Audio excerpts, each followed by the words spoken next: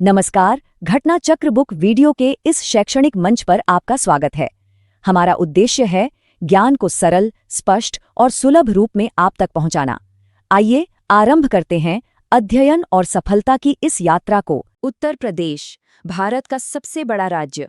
यहाँ की राजनीति के बारे में तो सब जानते हैं, लेकिन क्या यहाँ की सरकारें हमेशा स्थिर रही हैं?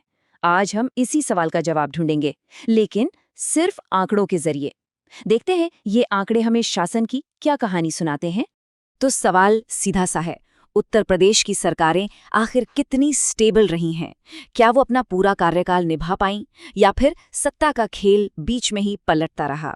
चलिए इन्हीं आंकड़ों में उतरकर सच का पता लगाते हैं। और ये रहा हमारा सोर्स मटेरियल। 1952 से लेकर आज तक यूपी की हर एक विधानसभा कब बनी और कब भंग हुई, सब कुछ इस टेबल में है।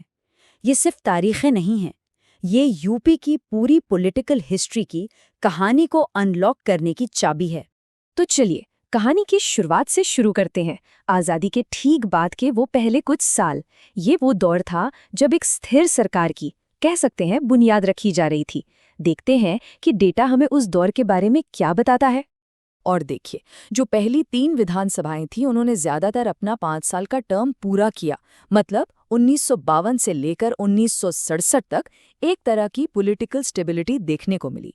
इसने राज्य के लिए एक शुरुआती पैटर्न, एक ट्रेंड सेट कर दिया था। लेकिन फिर कहानी में एक ट्विस्ट आया। वो जो शुरुआती स्थिरता थी ना, वो एक लंबे, बहुत ही लंबे राजनीतिक उथल-पुथल के दौर में बदल गई। अब हम एक ऐसे दौर में जा रहे हैं जहां सरकारें अपना कार्यकाल पूरा करने के लिए, कह सकते हैं, स्ट्रगल कर रही थीं। और इस बदलाव की शुरुआत हुई चौथी विधानसभा से। सोचिए, 1967 में सरकार बनी और सिर्फ 1 साल से कुछ ही ज्यादा चली। अप्रैल 1968 में उसे भंग कर दिया गया। वो जो स्टेबिलिटी का पैटर्न बना था, उसमें ये पहली बड़ी दरार थी। और दिलचस्प बात यह है कि ये कोई एक बार नहीं हुआ, ये तो एक नए पैटर्न की शुरुआत थी। देखिए, छठी और 7वीं विधानसभाएं दोनों ही मुश्किल से 3 साल चली, और तो और 9वीं विधानसभा भी अपना टर्म पूरा होने से कुछ महीने पहले ही खत्म हो गई। और ये जो अस्थिरता का दौर था, वो अपने पीक पर पहुंचा 1989 से 1995 के बीच। जरा सोचिए, एक के बाद एक 3 सरकारें आईं और गईं, लेकिन कोई भी एक भी सरकार अपना कार्यकाल पूरा नहीं कर पाई। ये राज्य के लिए पॉलिटिकली एक बहुत ही टर्बुलेंट टाइम था। तो अभी तक हमने कुछ किस्से देखे, अब वक्त है पूरी बड़ी तस्वीर देखने का। चलिए इन सारे सालों के आंकड़ों को एक साथ रखकर देखते हैं कि ये जो अस्थिरता थी, वो असल में कितनी फैली हुई थी। ये बार चार्ट कहानी को बिल्कुल साफ कर देता है। देखिए, 10 विधानसभाओं ने अपना पूरा टर्म कंप्लीट किया, लेकिन 7 विधानसभाएं अपना कार्यकाल पूरा होने से पहले ही भंग हो गईं। इससे एक बात तो साफ है, ये अस्थिरता कोई छोटी मोटी बात नहीं थी, बल्कि एक बड़ा ट्रेंड था।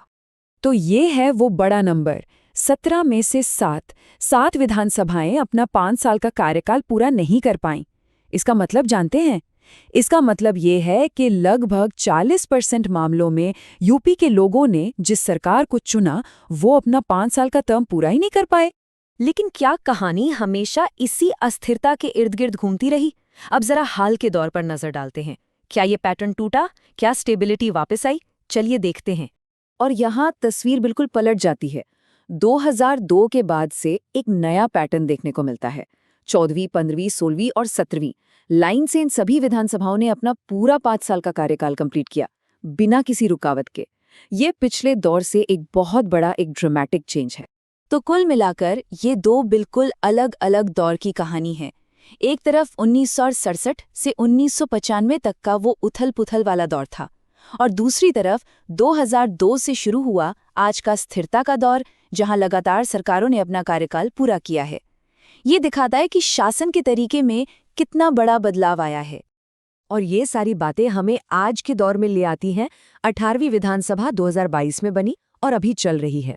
तो इन सारे हिस्टोरिकल आंकड़ों को देखने के बाद सबसे बड़ा सवाल यही है, क्या पिछले 2 दशकों से चली आ रही ये स्थिरता आगे भी जारी रहेगी? खैर, इसका जवाब तो वक्त ही देगा।